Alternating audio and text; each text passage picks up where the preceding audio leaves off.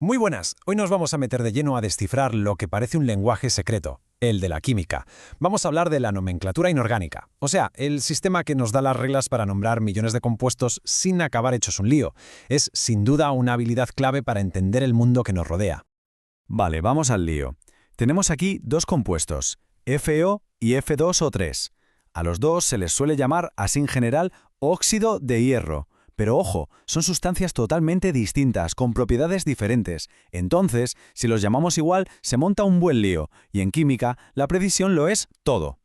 Aquí es donde empieza el misterio que vamos a resolver. Y para resolverlo, vamos a ver la hoja de ruta de hoy. Primero, el problema de nombrar las cosas.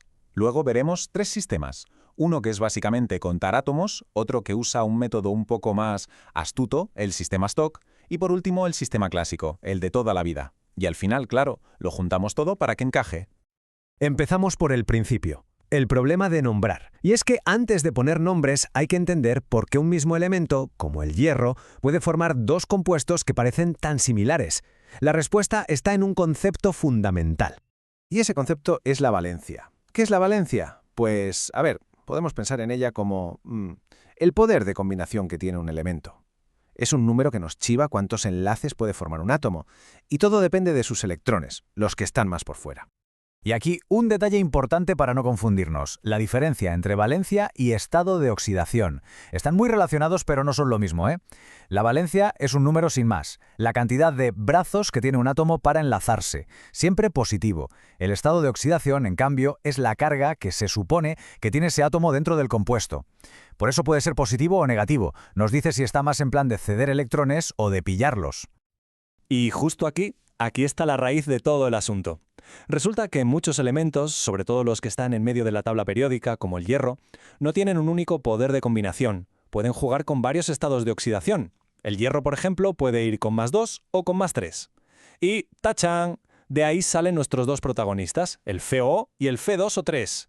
Venga, pues vamos a por el primer sistema de nomenclatura. Este es el más directo, el que recomienda la IUPAC, la máxima autoridad en química. Y su lógica es aplastante. Se trata, simple y llanamente, de contar. La idea no puede ser más fácil, de verdad. Es casi como leer la fórmula en voz alta, traducirla directamente a un nombre. No hay que hacer cálculos, no hay que romperse la cabeza, solo contar los átomos que hay. Y para contar, ¿qué usamos? Pues prefijos griegos que seguro que suenan un montón. Mono para 1, di para 2, tri para 3, y así vamos. Con saberse estos poquitos ya tenemos casi todo el trabajo hecho para este sistema. Vamos a probarlo con nuestro F2O3. El truco aquí es leer la fórmula al revés, de derecha a izquierda. Empezamos por la derecha, vemos el oxígeno, y hay 3. Pues, trióxido, fácil. Ahora vamos a la izquierda, vemos el hierro, y hay 2. Pues, de dihierro. Lo juntamos todo y ¿qué tenemos? Trióxido de dihierro. Perfecto. Con este método es que no hay manera de equivocarse. Vale, sistema de contar. Listo. Pasemos al segundo, el sistema de Stock. Este es el que más se ve por ahí, en los libros de texto, en los laboratorios. Es verdad que necesita un pequeño cálculo, pero a cambio nos da una claridad y una potencia brutales. Volvamos a nuestro Fe2O3. Ya sabemos que, por el sistema de contar, se llama trióxido de dihierro. Pues bien, con el sistema Stock el nombre es otro, óxido de hierro 3. Y claro, la pregunta es, ¿de dónde narices ha salido ese 3 en números romanos? Pues aquí está la magia del sistema Stock. En lugar de contar átomos, lo que hace es chivarnos directamente el estado de oxidación del metal. Lo pone ahí, entre paréntesis y en números romanos. Así, de un plumazo, se acaba cualquier duda o ambigüedad. Claro, la pregunta del millón es, vale, muy bien, pero ¿cómo averiguamos que el hierro en el F2 o 3 está trabajando justo con el estado de oxidación +3? Pues es mucho más sencillo de lo que parece, de verdad. Solo hay que recordar una regla de oro. En un compuesto neutro, la suma de todas las cargas tiene que ser 0. Sabiendo que el oxígeno casi siempre juega con -2, pues ya es solo hacer una pequeña ecuación. Tenemos 3 oxígenos, cada uno con -2. Eso suma -6. Para que todo quede en 0, los dos hierros tienen que sumar +6 entre los dos. Así que si dividimos, cada hierro tiene que estar con +3. Ahí lo tenemos. La lógica de este sistema es impecable. Si hacemos lo mismo para el FeO, el cálculo nos dice que el hierro está con +2, así que lo llamamos óxido de hierro segundo. Y para el SNO2, pues el estaño sale con +4, así que es óxido de estaño cuarto. Pero atención, hay una excepción importante. Si un elemento solo tiene un estado de oxidación, como el sodio, que siempre va con +1, pues no hace falta poner el número romano, sería repetitivo. Por eso, el Na2O es simplemente óxido de sodio. Y punto. Bueno, llegamos al tercer y último sistema, el clásico, el tradicional. Este es el más antiguo, el de la vieja escuela. Aquí nos olvidamos de contar y de los números romanos. Todo se basa en una serie de terminaciones y prefijos que, bueno, hay que saberse.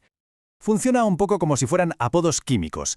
En vez de decir el estado de oxidación a las claras con un número, lo deja caer con la terminación del nombre. Tienes un canto, tiene mucha historia, pero sí, exige un poco más de memoria. La regla más famosa es para los elementos que tienen dos estados de oxidación. Para el más pequeño se usa la terminación oso. Para el más grande, la terminación ico. Volviendo a nuestros ejemplos, el FeO, donde el hierro está con su estado más bajo, el +2, es el óxido ferroso. Y el F2O3, con el hierro en su estado más alto, +3, es el óxido férrico. Se pilla la lógica, ¿verdad? Oso para el pequeño, ico para el grande.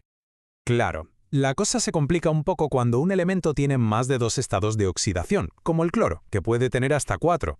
Ahí ya no basta con los sufijos, y entran en juego también los prefijos. Para el más bajo de todos se usa hipo menos oso, para el más alto de todos per menos ico. Y por cierto, a estos se les llama anhídridos, que es como se llamaba antes a los óxidos de no metales. Como vemos, es un sistema que tiene su elegancia, pero puede ser un poco enrevesado. Y aquí viene un dato muy importante. A ver, la IUPAC, que es quien manda en esto, ya no recomienda usar la nomenclatura tradicional desde el año 2005. ¿Pero qué pasa? Que como bien dice el divulgador Yamil Córdobo en su canal La Química de Yamil, se sigue explicando en los colegios y se sigue viendo en muchos sitios. Por eso, aunque no sea la oficial, hay que saber reconocerla sí o sí. Pues bien, ya hemos visto 3 sistemas distintos para nombrar lo mismo. Ahora toca el paso final, ponerlo todo junto, tener la foto completa y, sobre todo, aclarar cuándo se debe usar cada uno.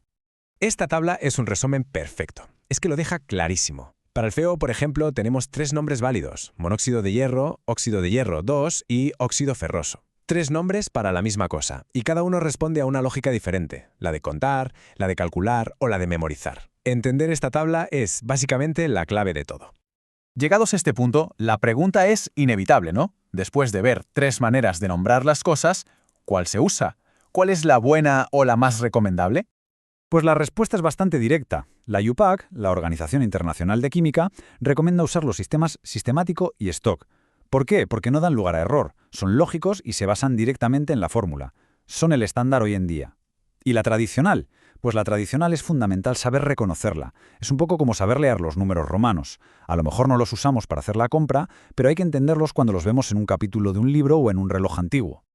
Así que, misión cumplida. Hemos descifrado el código para los compuestos más sencillos. Ahora ya se entiende perfectamente la diferencia entre ferroso y férrico, y por qué esos números romanos, 2 y 3, son tan importantes. Esto es la base, el abecedario de la química. Pero claro, nos deja con una pregunta en el aire.